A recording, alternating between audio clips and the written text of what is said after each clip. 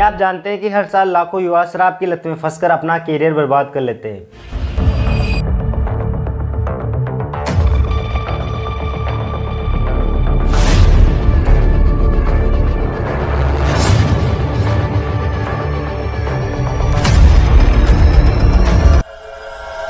क्या आपको लगता है कि शराब भी नाकूल है? चलिए आज की इस वीडियो में समझते हैं। WHO की रिपोर्ट के मुताबिक हर साल विश्व भर में 26 लाख मौतें शराब के कारण होती है। यदि इसको ड्रग्स के साथ जोड़ दिया जाए तो ये आंकड़ा 30 लाख तक पहुंच जाता है। तो चलिए समझते हैं कि शराब किस प्रकार से असर करती है शरीर पे। जब शराब का सेवन किया जाता है तो वह मुंह से पेट तक पहुंचती है, पेट से वह छोटी हाथों तक, छोटी हाथों से वह रक्त वाहिकाओं तक और रक्त वाहिकाओं से वह हृदय तक पहुंचती है, हृदय से वह मस्तिष्क तक पहुंचती है और मस्तिष्क में तंत्रिकाओं को प्रभावित कर नशे का एहसास कराती है।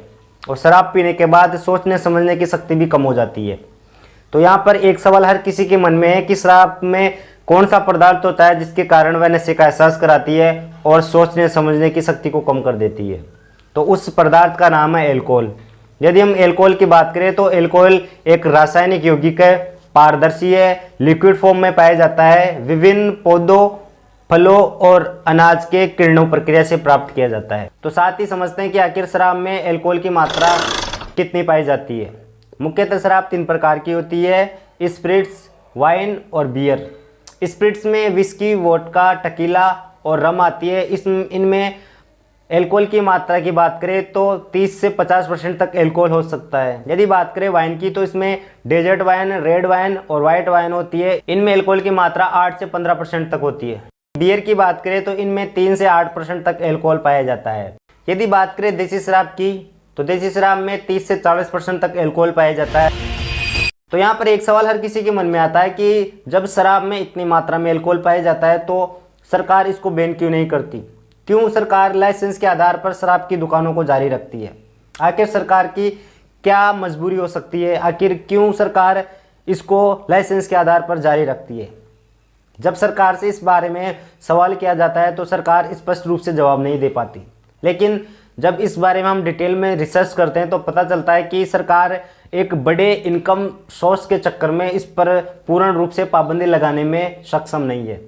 बताया जाता है कि सरकार को शराब से बहुत बड़ा रेवेन्यू प्राप्त होता है और इस रेवेन्यू के चक्कर में सरकार शराबबंदी को पूर्ण रूप से लागू नहीं कर पाती है। हालांकि गुजरात और बिहार जैसे राज्यों में शराबबंदी की गई है, लेकिन फिर भी वहाँ पर प्रशासन की लापरवाही की वजह से वहाँ पर गैर कानूनी तरीके से फिर शराब की उपलब्धता की जाती है।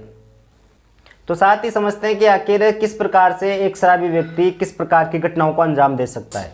शराब व्यक्ति को गुस्सैल और हिंसक बना देती है, जिससे वह झगड़ा या मारपीट कर सकता है। शराब के नशे में लोग अक्सर अपने दोस्तों, परिवार या अजनबी से गलत तरीके से पेश आते हैं, जिससे रिश्ते बिगड़ जाते हैं।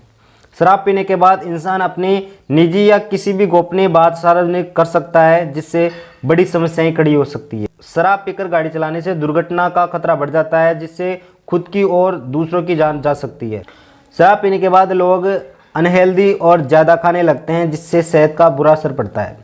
शराब के नशे में लोग बिना सोचे समझे संबंध बना सकते हैं, जिससे अनचाही गर्भावस्था या यौन संचारित रोग का खतरा हो सकता है। तो शराब के कितने सारे साइड इफेक्ट है, लेकिन फिर भी सरकारें शराब के ऊपर पूर्ण रूप से एक्शन नहीं ले पाती है। हालांकि गुजरात और बिहार जैसे राज्यों में शराबबंदी के मामले सामने आए हैं और शराबबंदी की गई। अब समझते हैं कि सरकार में चुनाव के समय शराब का किस प्रकार से दुरुपयोग किया जाता है। जब चुनाव का समय आता है तो मुफ्त में शराब बांटी जाती है, कुछ पैसे और रुपए भी बांटे जाते हैं। गरीब और निम्न वर्गों के वोटरों को आसानी से प्रभावित करने के लिए ये एक आम रणनीति होती है। शराब के साथ साथ पैसे और अन्य चीज़ें भी दी जाती है ताकि लोग उम्मीदवार को वोट दे सके। चुनाव के समय बहुत से लोग दावा करते हैं कि हम शराबबंदी लागू करेंगे, लेकिन जीतने के बाद कुछ इस प्रकार की बात कहते हुए नजर आते हैं कि सरकार को शराब से बड़ा रेवेन्यू प्राप्त होता है, इसलिए शराबबंदी लागू नहीं की जा सकती। तो हमने जाना कि शराब के कितने सारे साइड इफेक्ट है जो कि शरीर के ऊपर भी ये पूर्ण रूप से प्रभाव डालती है। साथ ही सरकारों में भी राजनीतिक पार्टियां शराब का दुरुपयोग करती है, लेकिन न जाने कब सरकार इस शराब के ऊपर पूर्ण रूप से पाबंदी लागू करेगी। इसके बारे में कुछ भी कहा नहीं जा सकता, ये एक अनिश्चित काल तक सीमित है। सरकारें कब शराब बंद करेगी ये आपके हाथ में नहीं है, लेकिन आप कब छोड़ेंगे ये आपके हाथ में है। आप स्वयं जिम्मेदारी ले तो सरकारों की आवश्यकता ही नहीं पड़ेगी। यदि आप शराब को वास्तव में छोड़ना चाहते हैं तो आप जीने की राह पुस्तक पढ़कर शराब छोड़ सकते हैं। तो कुछ लोगों के अनुभव सुनते हैं जो बताएंगे कि शराब उनके जीवन पर किस प्रकार से हावी थी, लेकिन उन्होंने किस प्रकार से अपने इस हावी शराब को एकदम से ही छोड़ दिया। सर, संत रामपाल जी महाराज की शरण में जो भी जाता है उनको आध्यात्मिक, भौतिक और मानसिक लाभ कोई ना कोई लाभ तो जरूर होता है। सर, आपको क्या लाभ मिले संत रामपाल जी महाराज की शरण में जाने के बाद? के अलावा मैं बहुत से दारू पीता था, इतना दारू पीता था कि मेरे को किसी भी चीज़ का कोई कॉकटेल ही नहीं होता था। 2-3 टाइप अलग अलग टाइप के ब्रांड मिलाने के बाद भी कॉकटेल नहीं होता था, तो वो भी नहीं पीता था, वो भी छूट गया मेरा। सर, भगत समाज को क्या संदेश देना चाहेंगे? भवनाम जन्मानाम अंते ज्ञानवान माम परपते वासुदेव सर्वमति सहमात्मा सुदुर्लभे। इसमें गीता में साफ कहा है कि बहुत बहुत जन्मों के अंत में मनुष्य जन्म मिलता है। मैं संत रामपाल जी महाराज से नाम दीक्षा नहीं ली थी, उससे पहले मैं बहुत नशा करा करता था, नशे में पूरा घिर चुका था। उससे मेरे मम्मी पापा रिश्तेदार सब परेशान थे। जैसे मैं दारू भी पिया करता था और गांजा, अफीम, और मैंने जो है गोलियां भी नशे की खाई है, इंजेक्शन भी मैंने लगाए, और गुटखा बीड़ी मैंने कुछ नहीं छोड़ा। जो भी नशा है सब नशा मैं करता था और मेरा बुरा हाल हो चुका था। मैं सूख के एकदम जैसे मरने की तरह हो जाते हैं, बिल्कुल सुकुड़ा पतला सा हो गया था। और मुझे सब चिढ़ाया करते थे रिश्तेदार, मुझे हमारे माता पिता को बोला करते थे कि ये मर जाएगा। और जब मैंने संत रामपाल जी महाराज से नाम दीक्षा ली तो ये सब नशे मेरे छूट गए।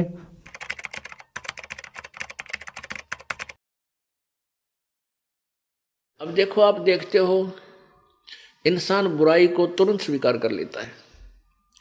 शराब पीना, मांस खाना, उलास सूंघना, भांग पीना, तम्बाकू, जब किसी तरीके से टेक्निक ढूंढ ली, हुक्का बनाया, फिर पानी डाला और गुर्र गुर्र, फिर तम्बाकू कुट्टे से बुरी तरह उसको गधे भी ना खां तम्बाकू ने, उसने मानस खाने लगे, खावे मनुष्य और पीवे। और शराब, ये सभी, और फिर खट्टे मीठे टेस्ट आहार के लिए, ये सारे मन करवाता है। और मन है ये काल का एजेंट। काल ने अपना एजेंट छोड़ रखा आत्मा के साथ, आत्मा इसके अधीन कर दी इसने। अब ये सारे उल्टे काम में राजी रहेगा, नाचने गाने भुंडे कुकर्म करना, और आत्मा को ये पसंद नहीं, लेकिन ये इसका विवश होगी, इसने इसको अंधा कर दिया, अज्ञानी बना लिया अपने जैसा, जिस कारण से ये ऐसे टेस्ट करवाता है, शराब तम्बाकू मांस खिलाता है। और फिर ऐसे जो आहार सारा जीवन जो करता है प्राणी मनुष्य, उसकी कुछ अंश सूक्ष्म शरीर के अंदर समा जाता है, शराब का भी, मांस का भी, और ये खट्टे मीठे टेस्ट का भी, और तंबाकू भांग आदि का। फिर उन सब को इकट्ठा डालता है, उन शरीरों को जिन्होंने मांस आदि खाए हैं या ना खाए हैं, सबको इकट्ठा डाल देता है तपस्या में। फिर सूक्ष्म शरीर में ये प्राणी मरता नहीं, लेकिन पीड़ा इतनी होती है, तौबा बोल जाता वहां तक तपस्या, बहुत बुरी तरह चला चला के ये बेहोश हो जाता है। और फिर इतना गर्म किया जाता है, उसके मनुष्य सूक्ष्म शरीर के अंदर से वो गंध निकालता है जो आजीवन उसने ग्रहण किया है।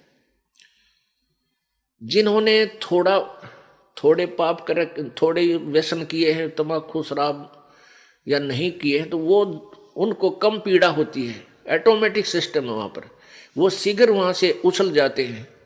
और जिनके अंदर ज़्यादा माल है उनको बहुत देर तक तड़पाता है, बहुत बिल्कुल फाइनल करता है, वहाँ उस गंध ने निकालता है।